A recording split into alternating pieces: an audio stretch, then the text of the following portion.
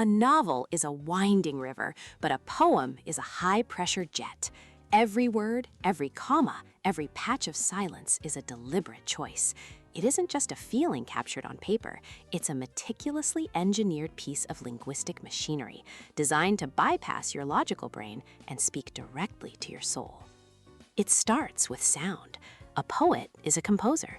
They use assonance, the echo of long vowels, as in the slow road, to make you feel lethargic or peaceful. Or they use the harsh click of consonants, the sickly tick of the clock, to build tension. They even control your breathing.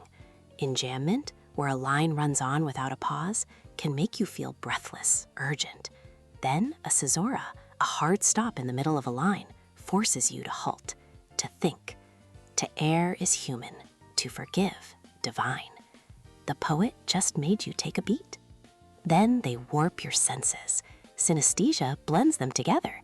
Can you picture the yellow smell of a hospital or a loud shirt?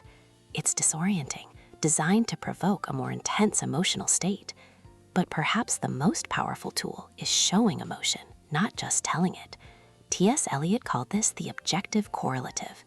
Instead of writing, "I am so lonely," a poet will write, "The tea turned cold. A single fly buzzed against the locked window. The dust on the mantel remained undisturbed." You don't just read about the loneliness, you feel it through the objects. So remember, a poem is not an accident. Every line break is a decision.